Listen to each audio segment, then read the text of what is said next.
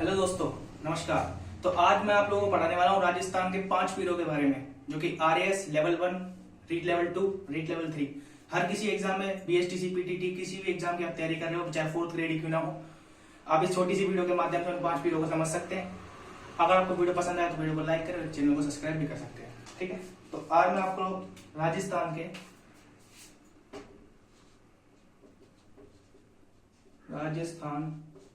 के 5 पीर पढ़ाने वाला हूं। ठीक है, तो अपने राजस्थान के अंदर एक कहावत बहुत प्रसिद्ध है,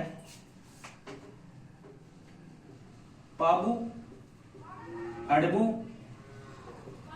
रामदेव। पाबू हड़बू रामदेव मांगलिया मेहा। पाबू हड़बू रामदेव मांगलिया मेहा पांचू पीर पधारजो। पांचू पीर पधारजो गोगा जी जी हाँ। ठीक है, तो अपने राजस्थान के 5 पीरों के बारे में पढ़ेंगे। 5 पीर कौन कौन से हैं? पाबू हड़बे रामदेव मांगलिया मेहा पांचू पीर पधारजो गोगा जी हाँ। ये अपने राजस्थान की एक कहावत है जिसके अंदर हमको 5 पीरों के बारे में वर्णन किया गया है। ठीक है, तो उसमें पहला हमारा पीर हो गया पाबू जी, दूसरा हड़बू जी, तीसरा रामदेव जी, चौथा मांगलिया मियाँ जी और 5वां गोगा जी। ठीक है, और आप लोगों को लग रहा है कि मैं किसी गाइड वगैरह के बारे में अगर पढ़ तो ऐसी कोई बात नहीं है। किसी भी गाइड को पढ़ने की कोई जरूरत नहीं है, पढ़ सकते हो। अगर आप पढ़ते हो तो कोई दिक्कत वाली बात नहीं है। मेन है ऑथेंटिक बुक, क्लास 10th की आती है। ठीक है, राजस्थान इतिहास एवं कला संस्कृति की किताब आती है। इस किताब के बाहर आरपीएससी क्वेश्चन नहीं बनती। अगर आप लोगों को चाहिए, अगर तुम ग्रंथ पढ़ना चाहते हो तो वो आपकी अलग बात होती है, तो आप इस किताब को भी पढ़ सकते हो। नॉर्मल जानकारी दिया गई है, पर क्वेश्चन इससे बनेगा। इसके अंदर एमसीक्यू क्वेश्चंस भी मिलते हैं, इस प्रकार से उनको भी आप सॉल्व कर सकते हो और अपने क्वेश्चंस को निकाल सकते हो। ठीक है, 50-60 रुपए में आपको मार्केट में किताब मिल जाएगी। इस किताब से आप पढ़े, अपना ज्ञान बढ़ाए। नॉर्मल चीजें लिख रखी, ज्यादा फालतू की चीजें है भी नहीं इसके अंदर, आराम से अपना पढ़ाई कर सकते हैं। ठीक है, तो पहला हमारा है पाबू जी। इनके बारे में नॉर्मल सी जानकारी है, और जानकारी जो कि बिल्कुल सटीक है, कोई ज्यादा फेरबदल है नहीं। पाबू जी, पाबू जी के बारे में पढ़ते हैं। पाबू जी कौन है? पाबू जी लोक देवता है। इनकी कहानी बहुत प्रसिद्ध है। ये इनको लक्ष्मण का अवतार बताया जाता है। ठीक है, तो पाबू जी का पहले हम जन्म लिख लेते हैं। इनका जन्म कहाँ हुआ? कुलमन फलौदी। फलौदी एक जिला पड़ता है कुलमन के अंदर। ठीक है, सॉरी, फलौदी के अंदर एक जगह पड़ती है कुलमन, वहां पे इनका जन्म हुआ था पाबू जी का। ठीक है, इनकी घोड़ी का नाम बहुत ज्यादा पूछा जाता है कि इनकी घोड़ी का नाम क्या है। घोड़ी का नाम केसर कल। ठीक है, ये इनका कुलमन फलौदी के अंदर एक मंदिर है। ठीक है, पाबू जी का जन्म हुआ था कुलमन फलौदी में, घोड़ी केसरकाल में, कुलमन फलौदी में इनका मंदिर है। ठीक है, पाबू जी के बारे में कुछ बात जान लेते हैं। पाबू जी गए हुए थे शादी करने के लिए। इनकी शादी जो फिक्स हुई थी, इनकी जो शादी है वो फिक्स हुई थी कहां पर? अमरकोट। अमरकोट की रानी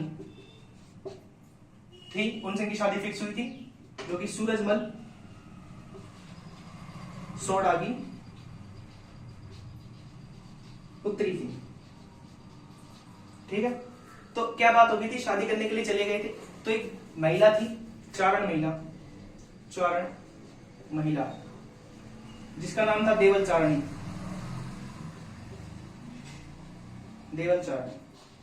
ठीक है, देवल चारणी से इन्होंने एक घोड़ी ली थी किराए पे, जिसे हम कह सकते हैं केसर काल में। इनकी घोड़ी का नाम वही था।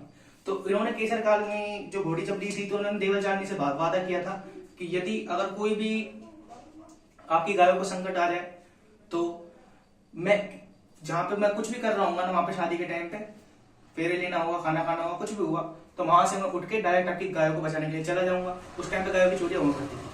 तो क्या बात क्या हुई, ये जब पाबू जी ने 3 फेरे कंप्लीट कर लिए थे, तो 3 फेरे कंप्लीट करने के बाद में 4 महिला वहां पे आ गई थी और उनसे कहा था कि जाओ मेरी गाय को छुड़ा कर लाओ। ये तुरंत अपनी केसर कालमी को लिया और भाग गए गाय छुड़ाने के लिए।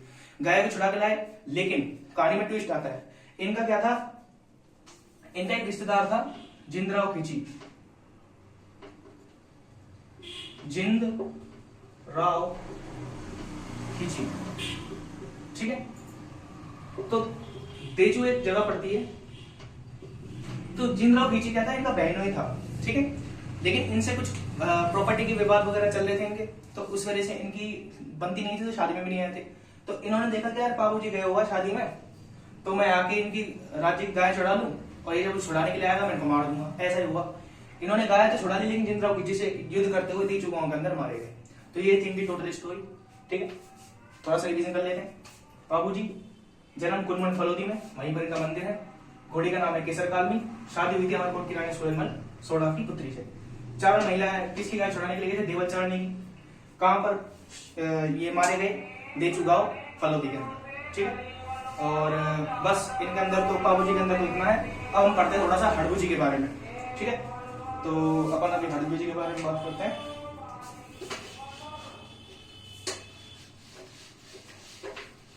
ये है अपने हड़बू जी, ठीक है।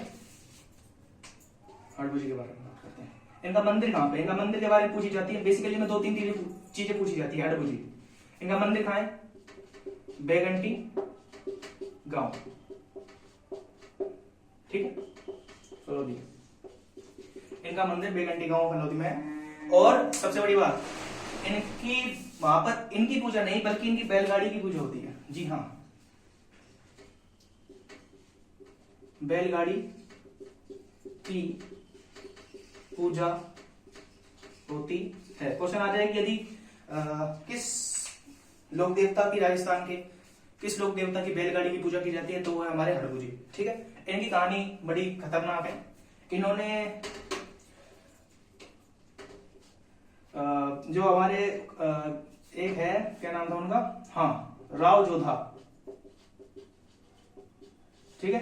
राव जोधा को इन्होंने आशीर्वाद में अपनी कटार दी थी और कहा था कि जाओ तुम जाकर राज्य तुम जीतोगे। तो इन्होंने फिर जोधपुर भी जीता था, मंडोर भी जीता था, जाओ तुम जाकर मंडोर को जीतोगे। तो राव जोधा को क्या दिया, आशीर्वाद, या फिर अपनी कटार भी दी थी उन्होंने कि तुम जीत जाओगे मंडोर को, और वो आराम से जीत गए। तो राव जोधा ने जो जहां इनका मंदिर है ना बेगंटी, वहां पर क्या है, इनको वो गांव दे दिया। वहां पर क्या है, जो पंगु गाय थी ना, जो गाय मतलब चल फिर नहीं सकती, या फिर जो गाय की तबीयत खराब होती है, ठीक है, उन गायों की सेवा करते थे। तो इसलिए इनकी जो बैलगाड़ी है उसकी पूजा की जाती है, ठीक है। तो हड़बू जी के बारे में इतना ही। क्वेश्चन ज्यादा बड़े क्वेश्चन नहीं आएंगे, जिसने ऑथेंटिक किताब के अंदर होता नहीं बता रहा हूँ। हड़बू जी मंदिर बेगंटी गांव